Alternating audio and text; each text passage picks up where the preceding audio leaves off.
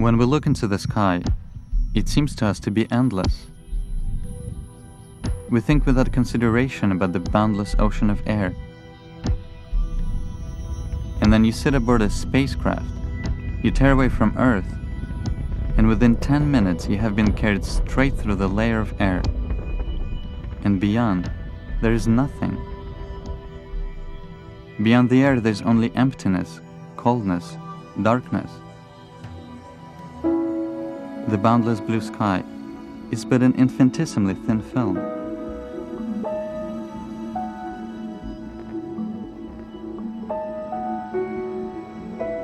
How dangerous it is to threaten even the smallest part of this gossamer covering, this conserver of life.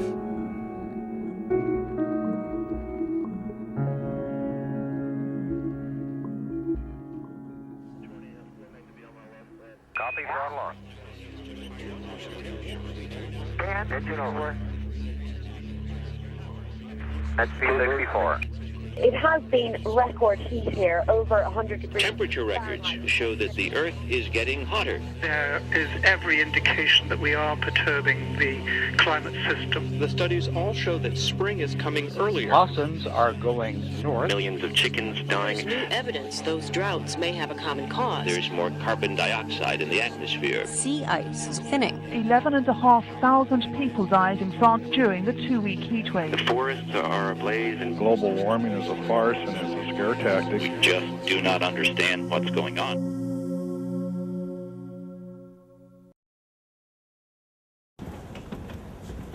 In the last 5 years in Utah, we've had warmer than normal temperatures here and less than normal snowfall. I mean, it's clear, almost all scientists these days agree that global warming is happening, and it's happening because of carbon dioxide. But there's no way to say that the weather that we're getting this year or even for the past 4 years is because of global warming. You just can't say that. This last 5 years may be part of a larger trend, or it may not be. The thing with global warming is a lot of people think they're going to notice warmer temperatures, but it's only a subtle rise over quite a number of years. The thing that we are probably going to notice is greater extremes in the weather, droughts in the west, big snowstorms in the east, or vice versa, or extremes that we haven't seen in a long time. And that's probably the first thing that we're going to notice.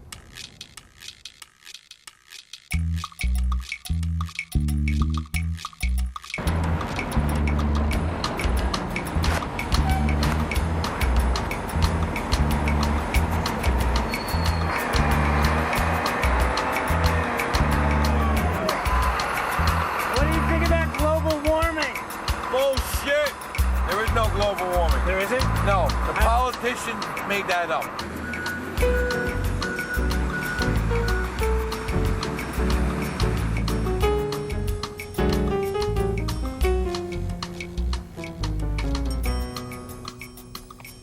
Well, go ahead. Stick around. Weather and sports coming up.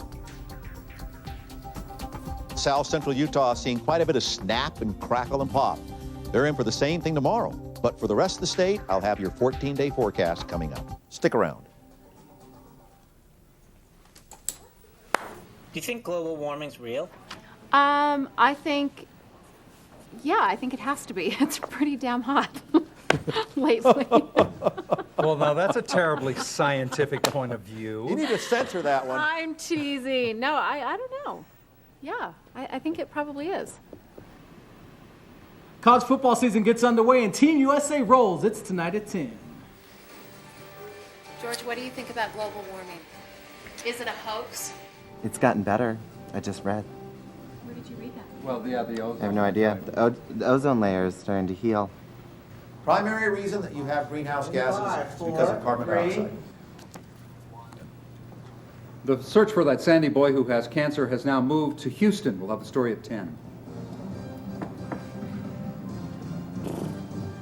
See, I wasn't inspired by that one. I wanted to do the military one. We're talking about Okay. greenhouse. The most important greenhouse Global gas, warming Lisa, right now. most important greenhouse gas is carbon dioxide. Okay. And that comes primarily from the burning of fossil fuels and the burning of forests. That releases CO2 into the atmosphere, which acts as a blanket and traps and holds the heat down here. That's what it is. So, more vehicles using natural gas, more electrically powered vehicles, it's all good. Anything that would be an alternative to fossil fuels would be preferred. We're in a drought, and with hotness, the water evaporates. There's a cycle about the earth. Like water goes in a cycle, evaporates, rains, goes into our systems and stuff, evaporates, rains, and keeps going in a big cycle. And when you're in a drought, it takes away the water from the cycle, and so it makes the cycle smaller. And if it keeps doing that,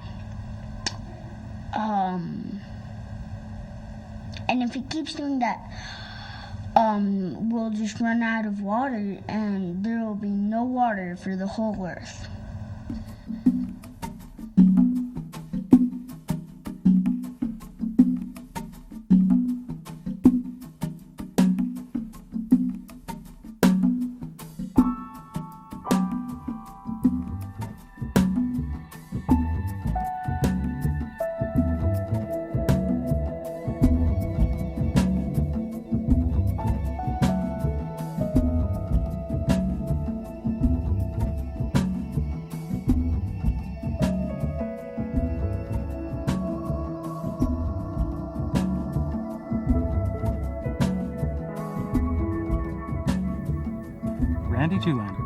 Snow Survey Supervisor, Natural Resources Conservation Service, U.S. Department of Agriculture. Professor, Snow Hydrology, University of Utah. What we've seen over the past few years is that winters have been warmer. Okay? When you have warmer winters, it condenses the snow accumulation period. When you don't get the accumulation, obviously you get smaller snowpacks. With smaller snowpacks, you get less runoff. The Great Salt Lake has dropped 14 feet over the past few years. That's a phenomenal amount of water that has not gone into the lake, and thus we see the spiral jetty. One of the problems that we see in this particular situation is that the lake itself can generate massive snowstorms along the Wasatch Front. The smaller the lake becomes, the less snow we have, the less runoff goes into the lake. Thus it becomes a compounding problem, kind of a feedback loop that feeds on itself. These types of scenarios in a naturally occurring environment are some of the things that scientists have predicted that would occur associated with global warming. At this point, the best that we can say is that this particular drought is within the realm of natural climate variability. Somewhere down the line, we may be able to look back and say this was a definitive beginning to what it could be global warming.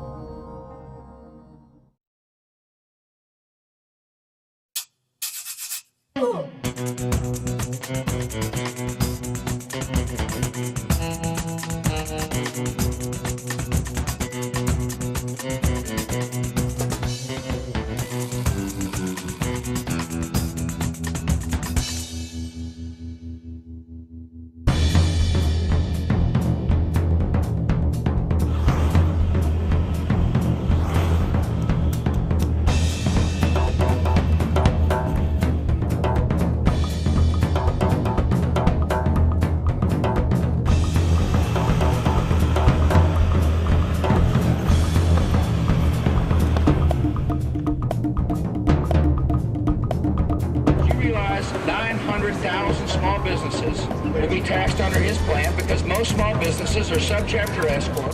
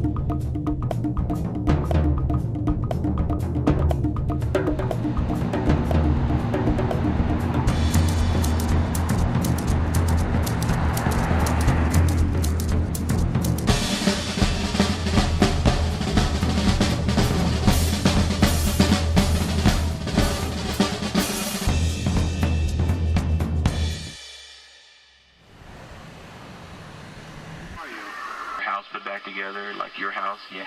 You're a testimony. You got thousands off of the dam. God, it can be better than it was before the storm because God is always out doing the last great thing that he did. So if you get a hold of God and get some innovation, it can even be better than it was before the storm.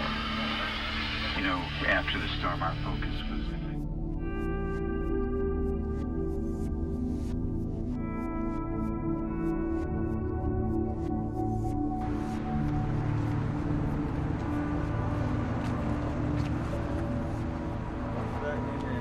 weapons of mass destruction pops.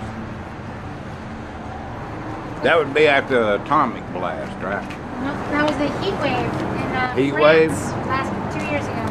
My goodness gracious.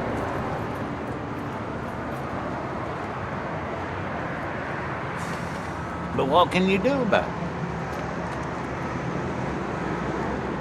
You think for the last 4 years that he's been in office caused that hurricane right there? I don't think so. Do you? I think, well, perhaps if he had actually was You really think if interested he'd have in... done something about global warming for 4 years that it never would have happened? You ain't gonna stop it 4 years. You ain't gonna stop it in my lifetime anyway, I don't think. It's gonna take years and years and years to get everybody on the right page, you know. I don't know. There's a lot of things that are issues in this world, you know.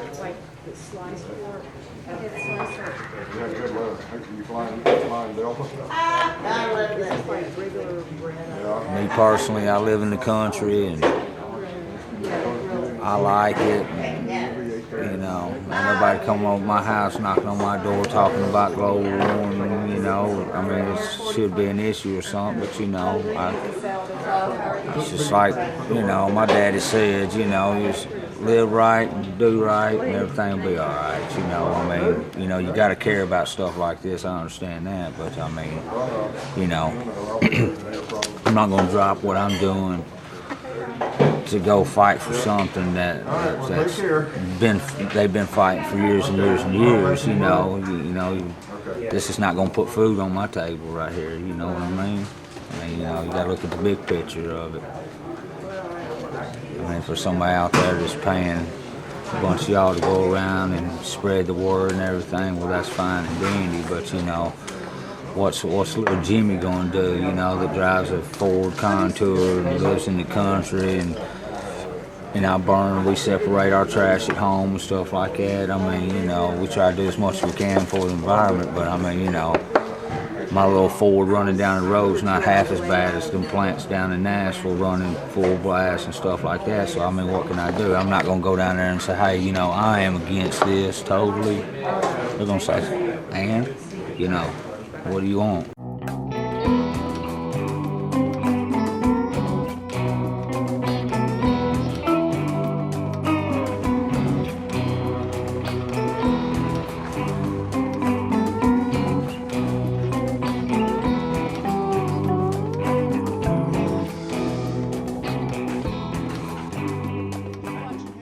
Get our truck off your property, by the way. Like, probably right now. Why don't we do that? Yeah. No. That's fine. Yeah. Well, I'm glad you pulled there instead of there, because if you'd have pulled in there, you might have. Oh yeah. But yeah, that's no problem. No problem.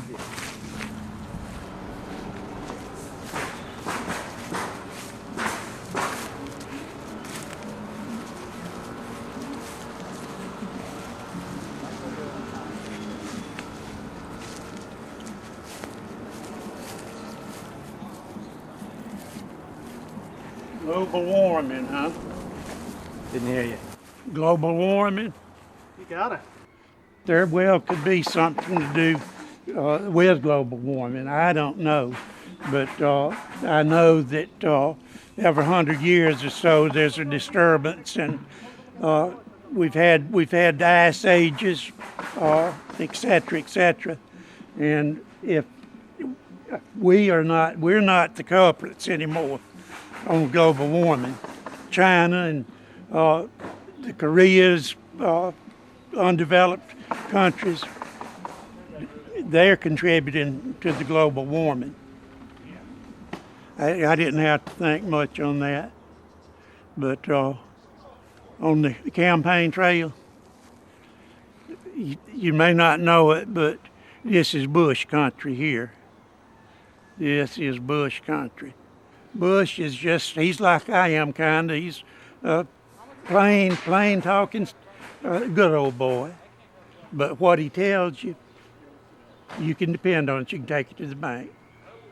And I just hope and pray that the American people will realize that come Tuesday.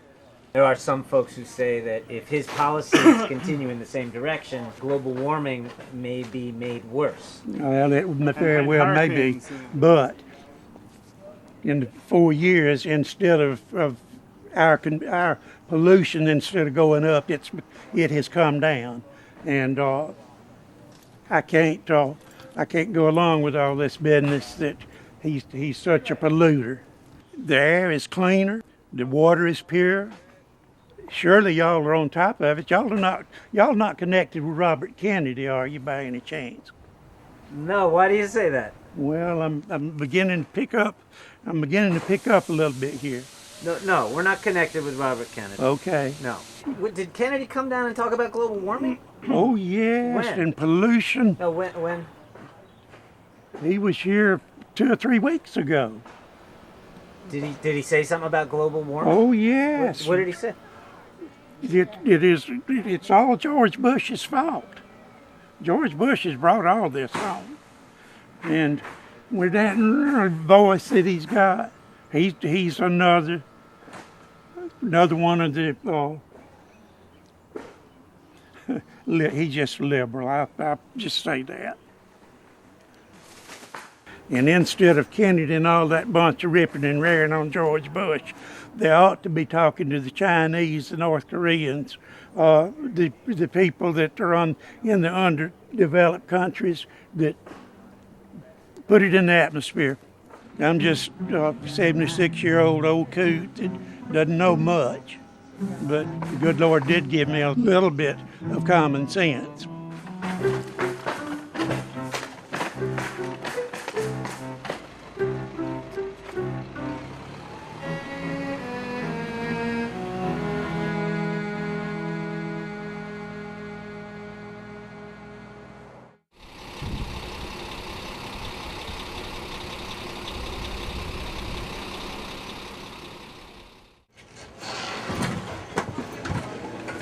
Yes. Yeah. Yeah. Coffee? Why do you think it's not an issue? Why do I think it's not an issue? Because I think we have an administration that is so self-centered and so self-righteous and so sure of themselves that they're focused solely on certain things, and that's not one of them. Other than that, I don't really have any bias against the administration. They don't care. Why isn't there more public outcry? Because I think Americans in general want to drive their big SUVs. Yeah. I think we're also. They're more concerned about the gas prices going up than global warming or anything else, or the fact that you're killing innocent children in Iraq. So, I mean, we will run out of water. The air is not as good as it used to be. I don't know. Maybe I'm just getting to be an old geezer, but summers are hotter than they were before. Winters up here, which we get some really tough winters, but there seem to be more and more winters where, it isn't cold like it used to be. We don't have the snows we used to have. We don't have the snow melt. I live up on a lake up north of here, and every summer the lake is down, and this is the second year in a row we live on the lake and we have water restrictions. The wells are drying up for people who are on wells. I have a well that's from an old house. It's still down deep enough, but I don't know. Something's wrong. It should be an issue. I think it is an issue, but it's so far down the totem pole for people. It's not something that they're concerned with. Rather than spend all the money on a war in Iraq and a country that you had contained, why not spend $87 billion?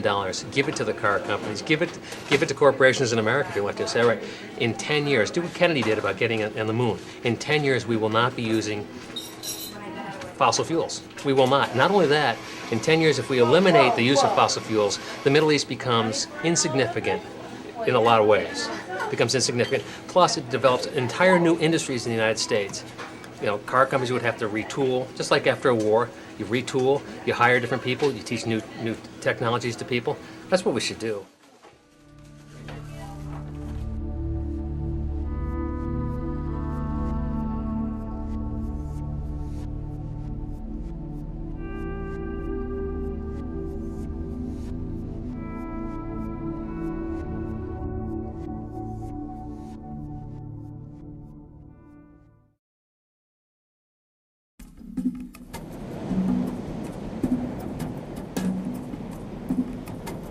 strange things are going on at the North Pole, and they have nothing to do with Santa Claus. The thickness of ice has diminished by 45% since the 1960s and 70s. 3,000 square miles of ice shelf have gone. Glaciers are melting. The Arctic is the best barometer for climate watchers.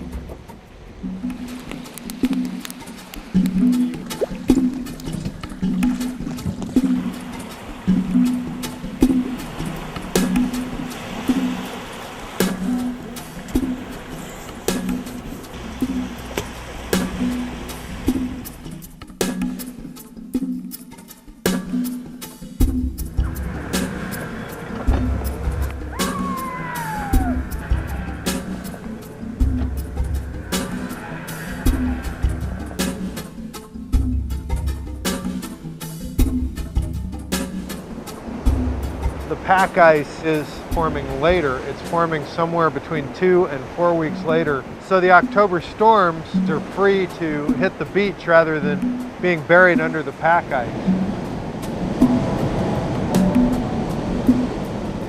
We used to have an airport, North and South Airport.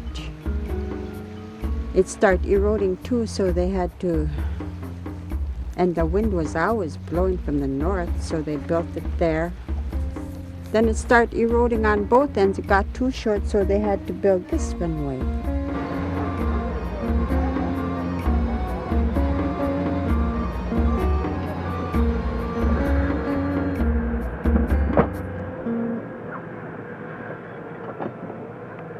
We've proven that the pack ice now is only half as thick as it was 50 years ago.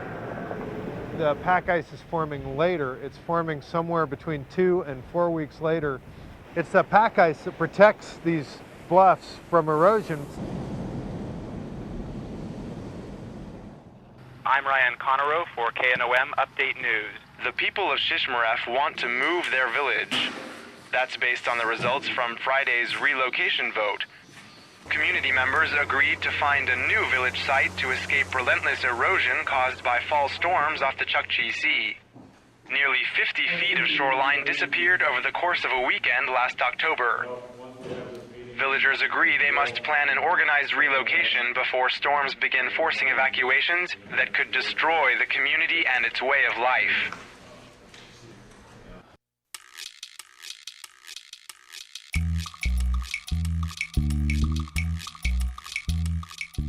It's getting warm everywhere. And isn't the atmosphere disappearing or something? No, that's the ozone. Yeah, the ozone. Okay, yeah, global warming. Yes. And yeah, if it does happen, it would be catastrophic. But show me that it's happening, and I'll believe it. But they haven't done that yet, to my satisfaction. I don't really know what I can do because I'm not well informed. I know the spray cans, anything that has aerosol, any aerosol. And I don't know if this is aerosol or not. And it should be labeled. It should be labeled here. No, it doesn't. It doesn't say the way that it comes out. But it's not. Is this aerosol?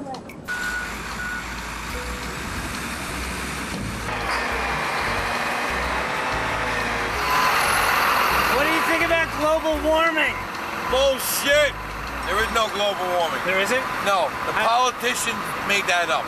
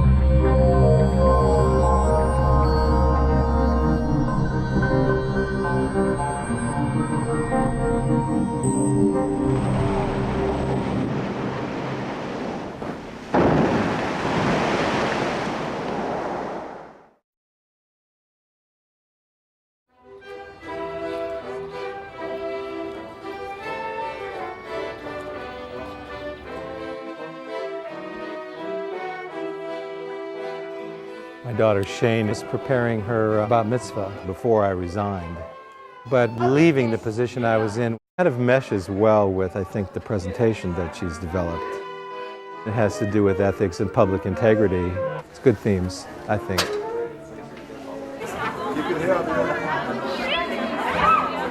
Hi, I'm so glad you could make it. It's so exciting. All my nasty Republican friends, I keep forwarding the stuff Karen Oh, that's great. This is my brother-in-law. This is my brother. It's so neat. You've seen this, haven't you? This is the article in the New York that came out in the New York Times last Wednesday. I've got it. Philip Cooney, who resigned last week as Chief of Staff for the White House Council on Environmental Quality, will soon take a job at ExxonMobil. His yeoman work in fighting against limits on greenhouse gas emissions clearly earned the reward of a cushy job with Exxon, a leading opponent of curbs on emissions. I don't understand how ExxonMobil executives, as well as government officials, cannot take this issue seriously. They are human beings, they have families, they have progeny.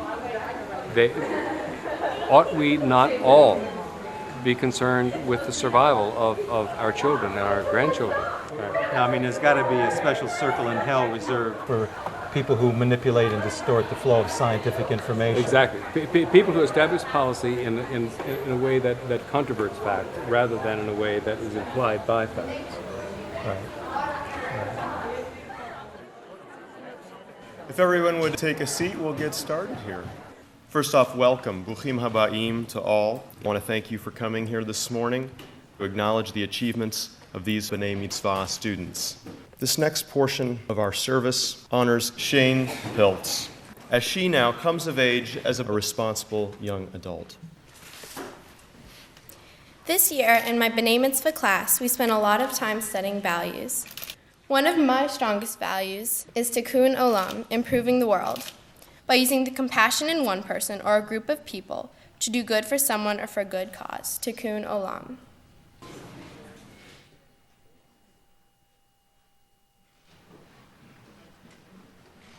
Shane, come stand between us.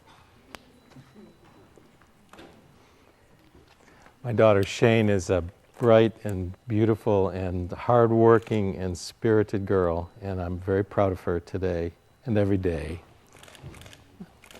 We know that these kids are coming of age in a world that has tremendous problems and tremendous injustice, but also great beauty and great opportunities for creative action to improve the world. And I have full confidence that my daughter will make her own special, unique, creative contribution to this world.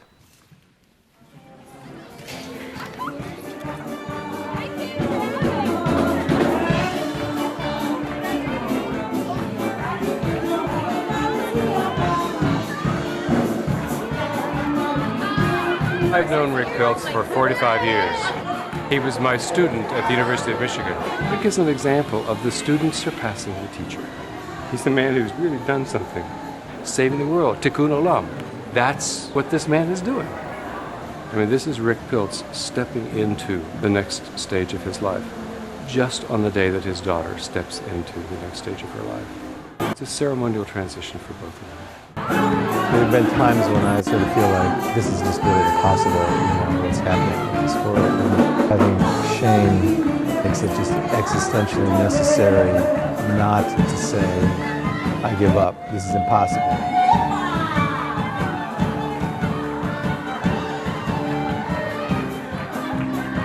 There has to be a sustainable situation, a livable world for her to grow into. And now she's about mitzvahs. She's an adult, right? She can help us. Now it's her turn to help figure out, like how we're going to fix the situation that we're in. So it's not like just doing it for her at this point. It's sort of doing it with her.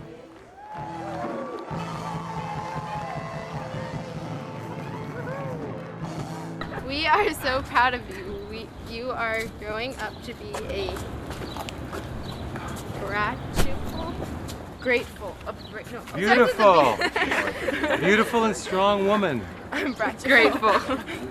You have to infer what the person was writing when their penmanship is not that good.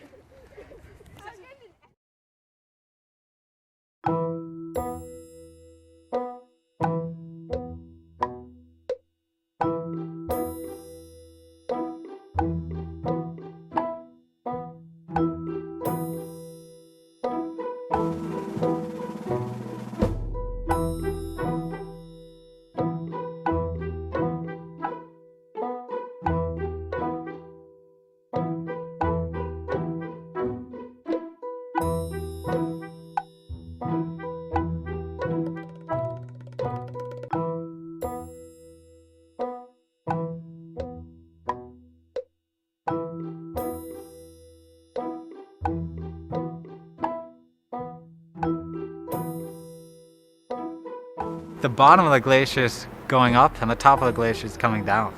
So they're shrinking because there's every year a certain amount of snow falls in the winter and then a certain amount melts in the summer. And at this point more snow is melting than is landing. So the top of that glacier is coming down, it's not getting bigger. The actual thickness of the glacier is going, I mean the glaciers they pull back like this, but the thickness is actually, I heard a figure like last year the glacier up here lost 5 meters of thickness.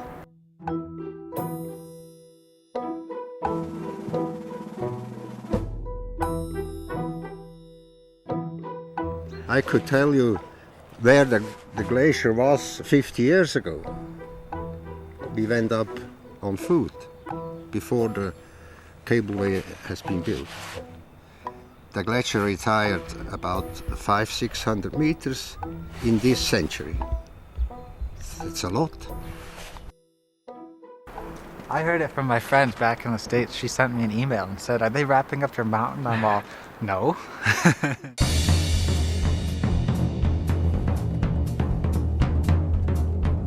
Sounds like, I mean, a good idea in a way to try to save the tourism up here, but at the same time it's, I don't know, kind of like polishing the brass on the Titanic in a way. I mean, it's like you can't save the glaciers. If they're going, they're going.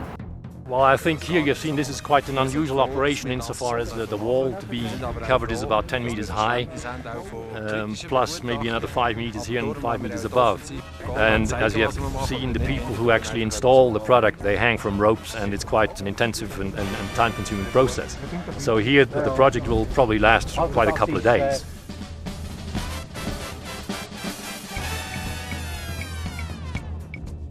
And do you intend to extend this test to some other glacier?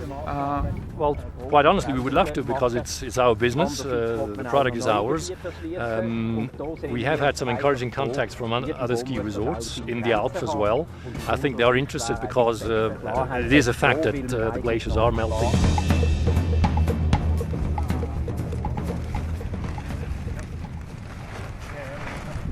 They are just fighting the symptoms and not the real problem.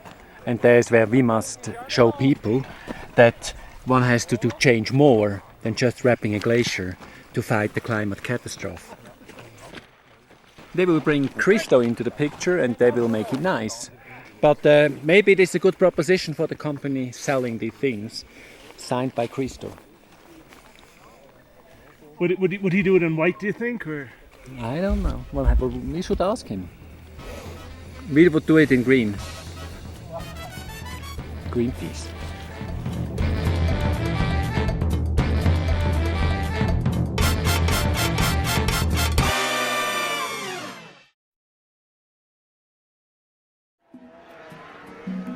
Star power was starting to look like the next renewable resource in the struggle to combat global warming.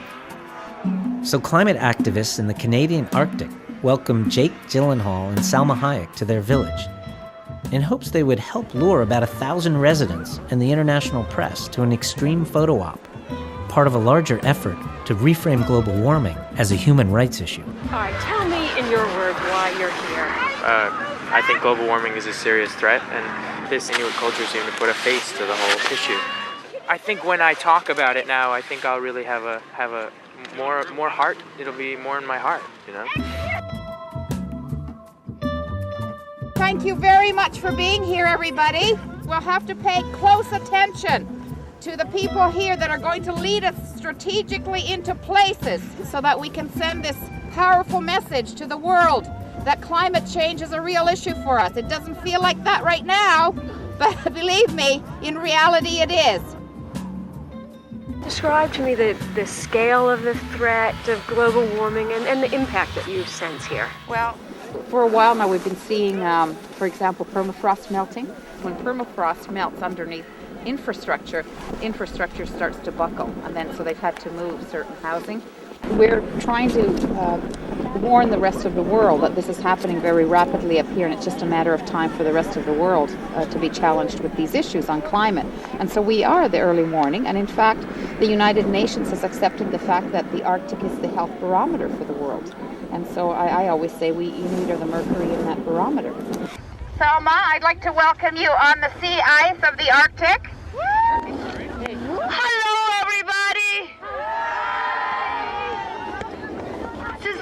exciting place I've ever been in my life. I'm not kidding.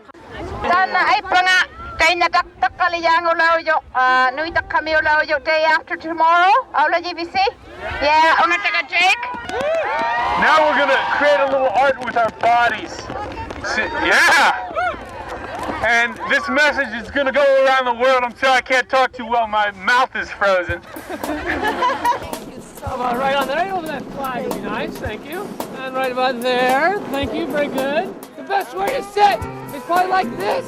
So you're facing along the side of the drum, so your feet aren't someone else's back. Face now.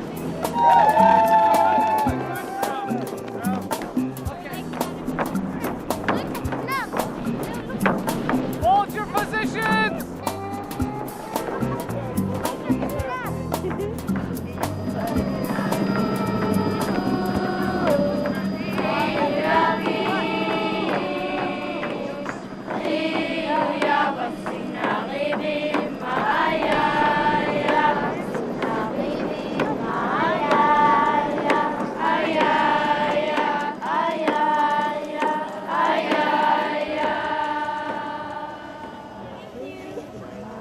Did you get an autograph? He's dead sexy.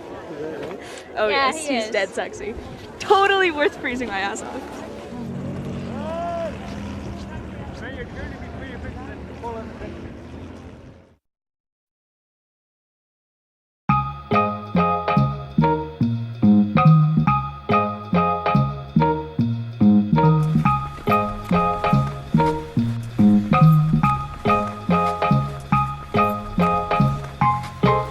You have to come all the way up the hill to see the sign if you want to see it. You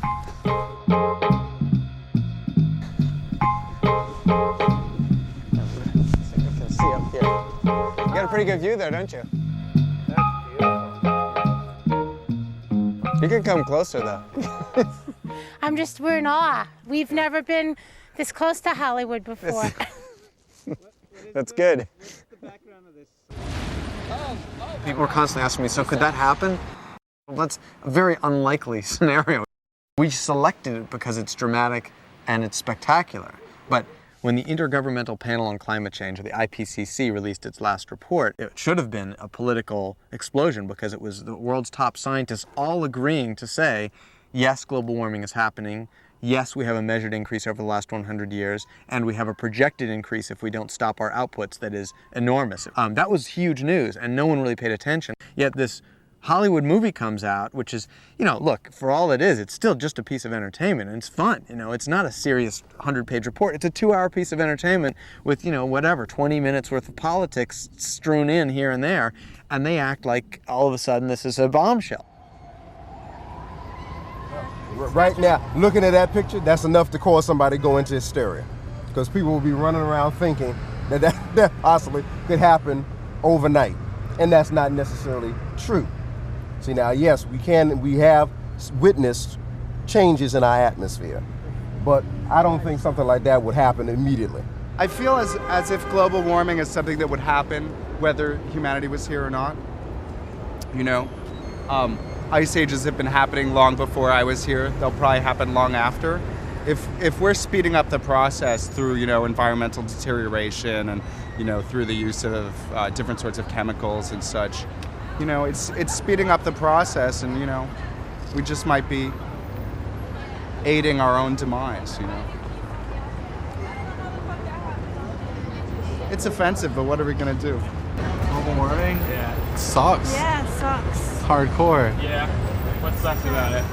That everything's gonna melt and our children are all gonna die because they're gonna drown. Yeah. Propaganda. That's all it is. 21st century propaganda. One of these days around here, we'll get people that wake up, they know that they're in the greatest country in the world. You think that's what it's about? I think so, yeah. It's actually about global warming. Huh? Global warming. There isn't any. No? We had the coldest winter just now. I live upstate New York, I froze my ass off.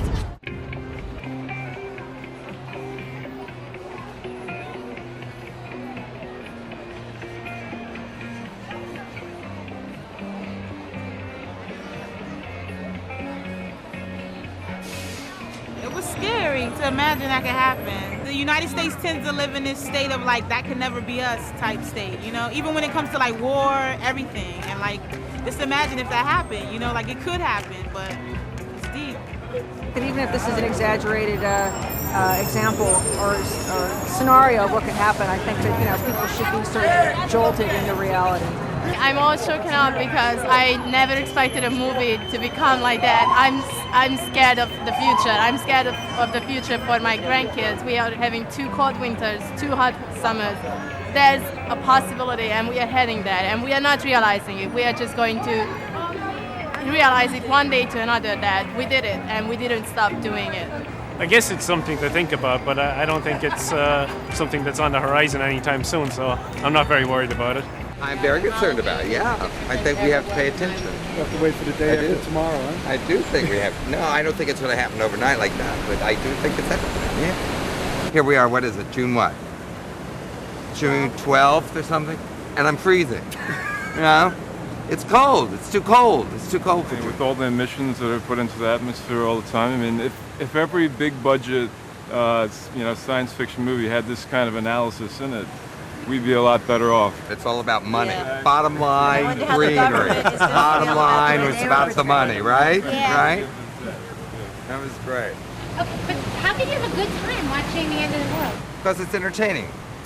The true meaning of entertainment is how you present it. It's presented really well. The social underpinning, which really makes a difference.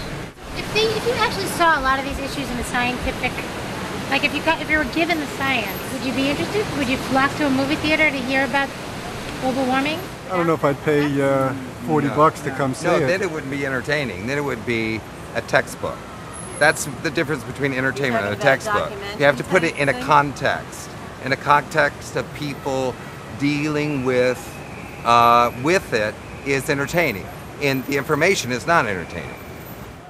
The battle for the hearts and minds, for the public's opinion, is fought in popular entertainment, not on the pages of serious scientific journals and reports. And it's a shame, but that's all the more reason to be making movies like the one we made, where you push your agenda and you put things out there in the public mind's eye, because it's the only way you're going to get people to pay attention.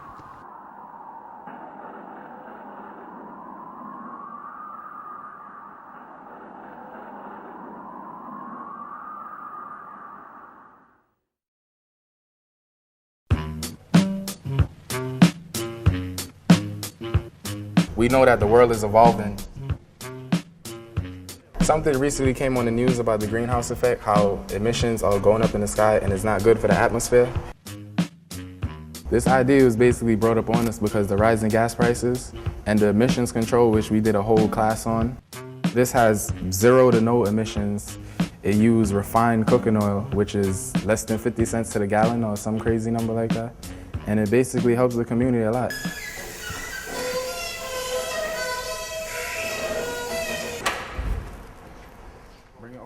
We took a regular conventional diesel car and we converted it to run off of cooking oil, which we get downstairs from our cafeteria.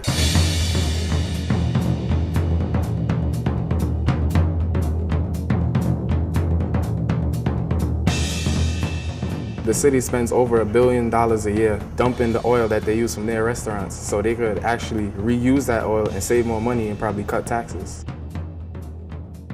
Over there we have a refining process that we put it through. We put it through 2 graders, and we take the oil, we put in our auxiliary gas tank, and the car runs just like any regular gasoline car would run.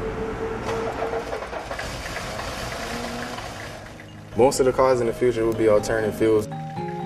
It's cheaper, it runs better, easier to maintain, and it's better for your environment. By switching your car is doing your little part in helping the environment.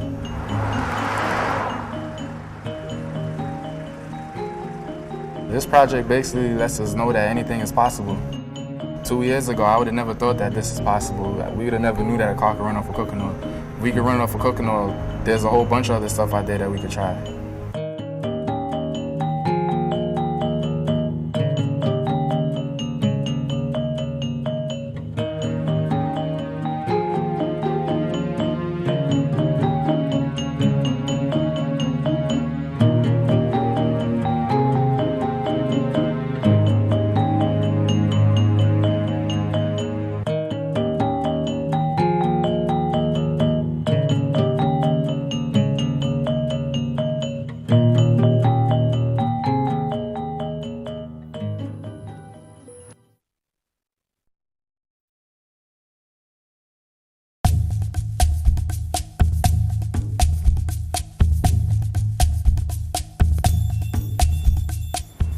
us here believe that we have any throwaway resources, any throwaway species, but we also don't believe we have any throwaway neighborhoods or throwaway children either.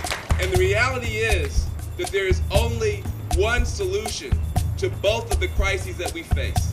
There's only one solution to the ecological crisis, the crisis of global warming, the environmental crisis, and there's only one solution to the social and economic crisis. And that solution is this.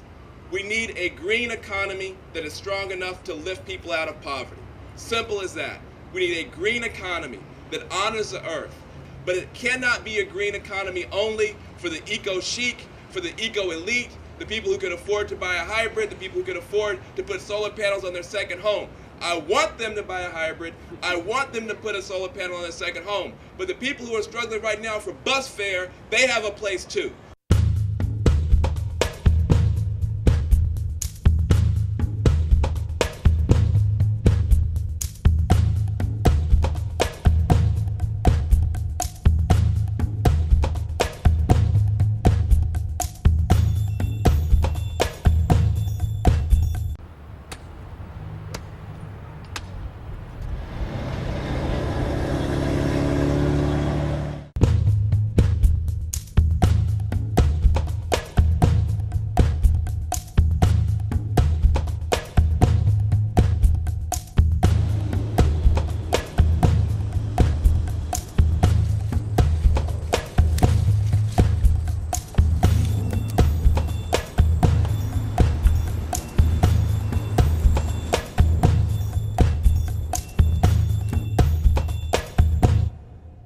Garden could turn a neighborhood where people don't have any jobs, where there's no employment, all into small business owners. This year, I think there's 20 people in the program, between 20 and 25. So that's 25 people who now know how to grow their own food, and they know how to do it organically. Some people describe communities on the south side as food deserts. You know, a desert usually means in most people's mind that there's nothing there. The problem in our communities, for the most part, is there's food there, but it's mostly low quality.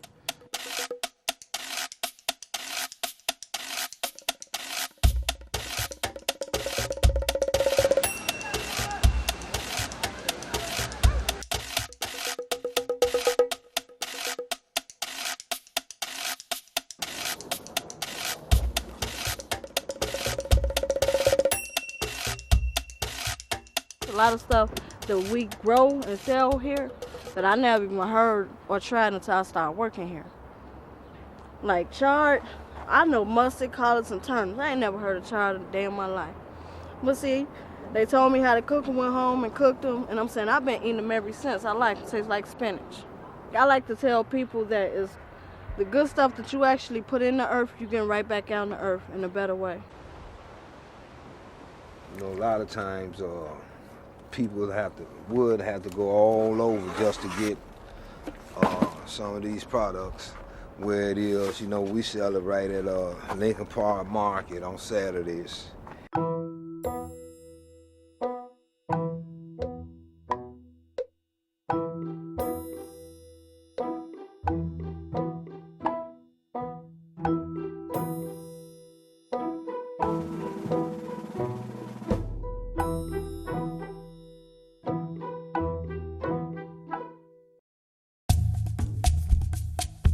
Chicago's estimated has 80,000 vacant lots, and of the 80,000 vacant lots, most of them on the black south and west sides of the city. Just acres of vacant land, acres of potential.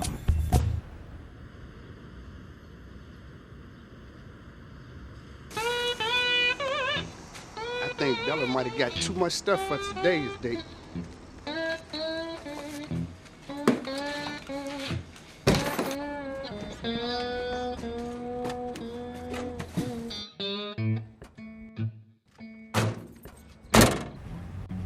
I'm more interested in the solutions, but I'm not global warming, you know. It can be done in a renewable way, an environmentally friendly way and a human-oriented way. It can be done in a way that's very elegant, and yes, it will also, help us in this crisis of global warming.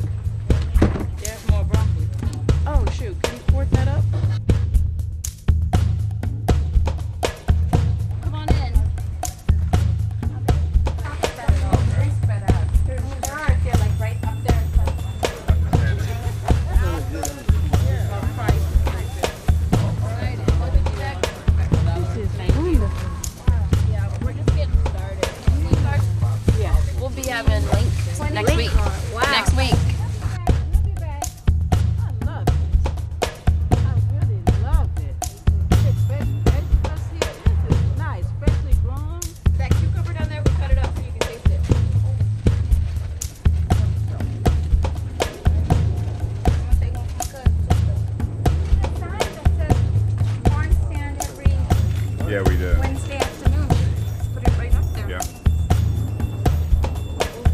So good. You like it? He must like can't talk. He must like it. Jamel, can I have this?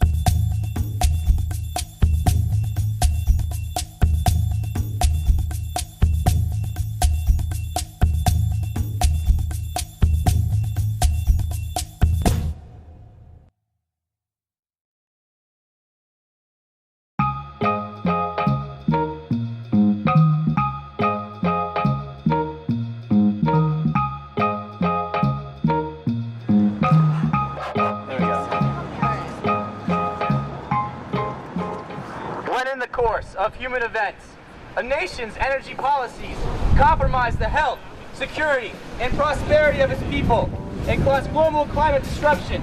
A new path must be taken. Today, I'm organizing an event called Energy Independence Day. There are 260 colleges organizing events to urge the presidential candidates to put forward a more aggressive plan to deal with global warming. We demand that our nation reject dirty energy sources such as fossil fuels, nuclear, and incineration, and make a strong commitment to energy efficiency and clean, renewable energy technologies. 260 actions registered for Energy Independence Day, which is twice what we had for our last National Day of Action. Some of them have funny names. Cougars for Clean Power, Hawaii Hecklers for Hydrogen Hope, Big Tattoo Puppet Crew. We're doing drive-by puppet theater. This October, we, the youth of the United States of America, challenge all candidates for elected office and leaders of our institutions to lay out their plan for a complete transition beyond dirty energy. Today we're being joined by over 260 organizations across the U.S. and Canada, 260 actions that are happening. Would you like to sign our petition for clean energy? For what? We've got a big press conference at Yale talking both about what Yale needs to do, but also what Bush and Kerry need to be saying. In the long term, we want Yale to commit to an 100% clean energy purchase and a major energy efficiency and conservation initiative. People getting out, getting the signatures on our Declaration of Independence from dirty energy, and talking about this issue all over the U.S. and Canada. Let me get the door for you. Before you leave, would you like to sign our petition?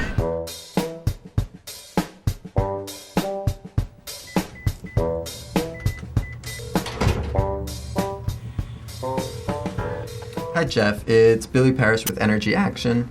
We talked about a month ago for Energy Independence Day when we had 280 campuses participate in the action. We're having a rally outside the DC City Council building in support of a DC Renewable Portfolio Standard. Hi, who do I talk to in the Metro desk about an event this morning? It'll be a big crowd, inflatable wind turbine. The event's in 2 hours. Yeah, precisely. Great, thanks. Great.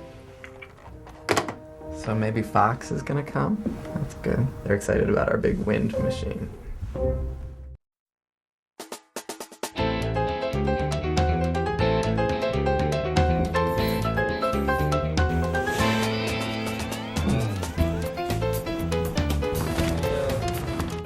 So what are you gonna say? Kind of piecing it together right now. Well, first of all, if there are any reporters, don't let them leave, because we'll be there soon. How many people are there? Like 15? 20. Great. Keep morale up there. We'll be there soon.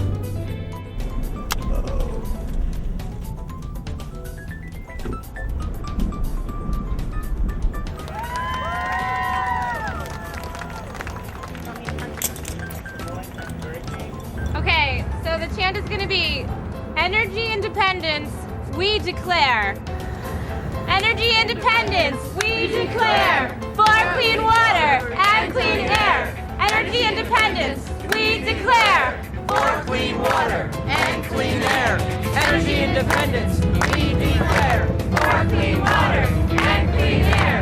Energy independence, we declare. For clean water and clean air.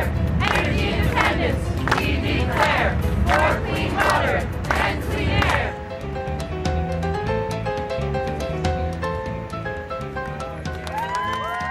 Exactly 1 month ago was Energy Independence Day, and we had 280 college campuses in the US and Canada take action for clean energy, which was the largest youth action for clean energy on the continent, just showing that the youth community really cares, because it's an issue that is really going to impact our generation, and I think it's the defining issue of our generation. We're here today to talk to the City Council members about the DC Renewable Portfolio Standard.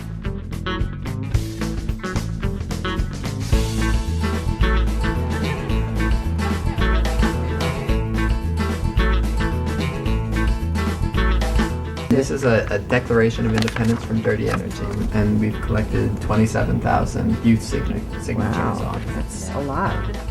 Frankly, I don't know of any reason Councilmember Evans would oppose it. I mean, it's modeled after what Maryland's done and has approved there, so.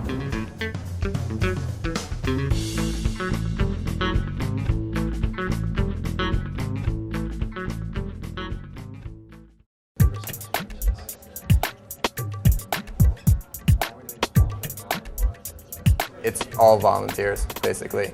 It's people from all of these different organizations coming together saying, you know, I recognize the importance of unifying this movement, and students and other young people. So that's really the power behind Energy Action. We're talking about ways to kind of build community and build relationships and getting at the media, and you know, these are all strategies we're looking at. Like what can Energy Action do to achieve these things? If you attacked it through a different method, like the way that Madison Avenue does creative ads, if we did ads like that, I think people might sit up and take notice. We need to change the rules that say big corporations control the mass media. We need to change the rules that say corporations control our government. Until we change the rules of the game, we're not going to be able to save the global climate.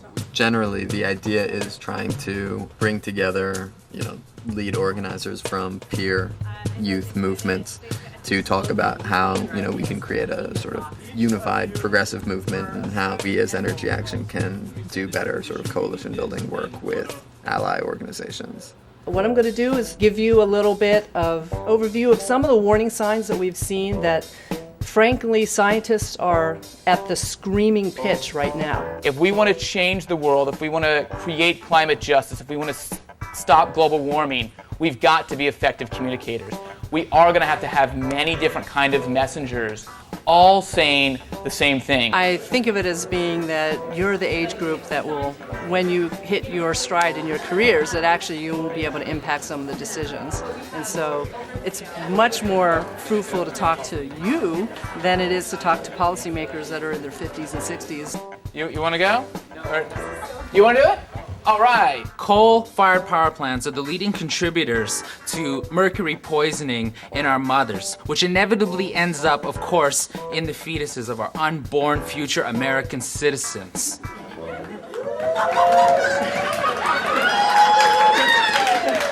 I think that global warming is the issue that most threatens our generation and generations to come. To respond to that threat, we need to create a mass movement.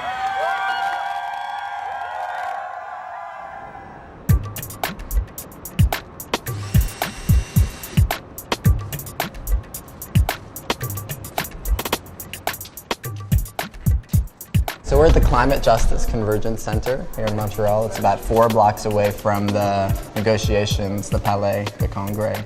And it's where a couple hundred people have been organizing, painting banners, eating together, holding trainings, summits. We're telling stories about what all of the young people are doing here. We've been breaking stories way before the press are covering them. So all of the actions that are going on, we have the scoop like hours and a day or two before the other publications. And I wrote a piece about this this memo about Harlan Watson, who's the chief climate negotiator here for the US. There was a memo from ExxonMobil that recommended that they take him onto the delegation. And so I wrote a story about Harlan Watson and his connections to the Competitive Enterprise Institute and ExxonMobil and everything. And then yesterday, the Washington Post wrote an article talking about the memo, and that was like the story. And I wrote it 5 days ago. So the blog is really getting out there, and it's our way of telling our stories and getting it out more broadly. America is a nation full of stories. We've always looked to stories for excitement, inspiration, and hope. What will our story be? We look at America today and see a dependence on foreign oil that is costing us jobs, polluting our air and water, and making our country less secure. We also see an incredible opportunity. This is where our story begins.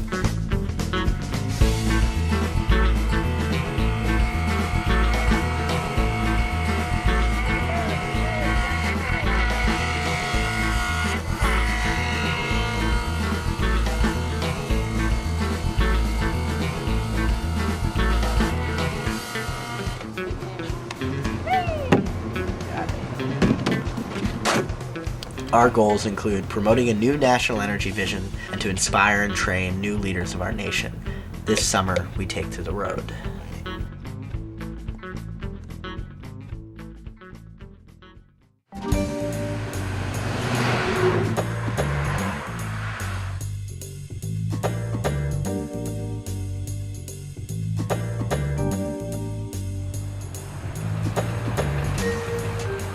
It's July 7th, 2005, and today I wrote a blog for Grist magazine. While President Bush is in Scotland stalling yet another international agreement on global warming, dozens of us from all over the country have gathered directly across from the White House to partake in a 3-day fast to stop the madness. Our crowd of youth, environmentalists, and religious leaders are giving up food in an effort to prevent the starvation and death of millions that will inevitably result from the droughts and floods caused by global warming. We are working on computers and cell phones powered by solar panels to connect with hundreds of fellow fasters all over the country, inform the rest of the world, and we can only hope that President Bush and those unconvinced in the American public will wake from their anticlimactic slumber. We're not eating for 3 days to protest the fact that our government has not signed the Kyoto Agreement. You know what that is? Mm-hmm. It would only lower pollution in our country by 5%. Yeah. But they can't do that. The climate is changing. The glaciers are melting. Too hot here, it's too cold there.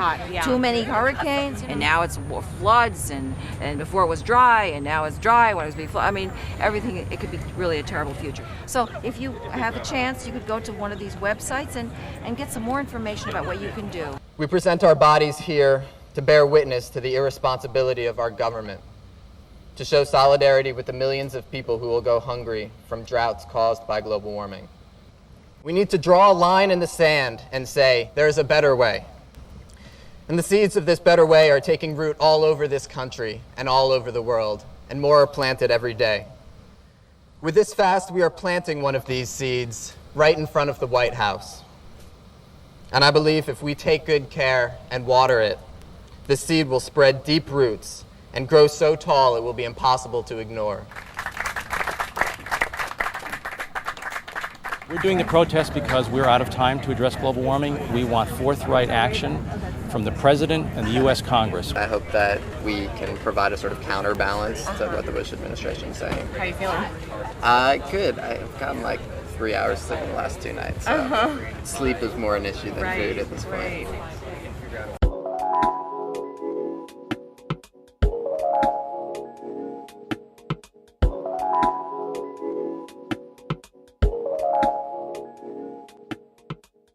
I'm starting to fade pretty badly. You don't look like it.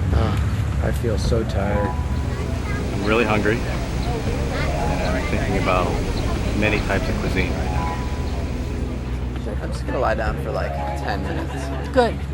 Excellent. But it's important to do this work. I'm really glad that we did this and that we came here. I think personally, it will be powerful and changing for some of the people here, which I think is important.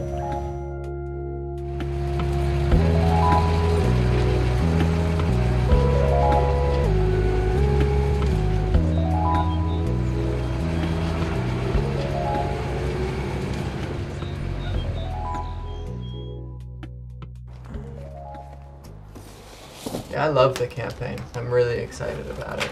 You know, we're beginning to work more with high schools now as well, which I'm really excited about because I got involved when I was a junior in high school and probably wouldn't be doing this if I hadn't gotten involved then. So I had no idea that I would drop out of college and devote my life to trying to build a social movement.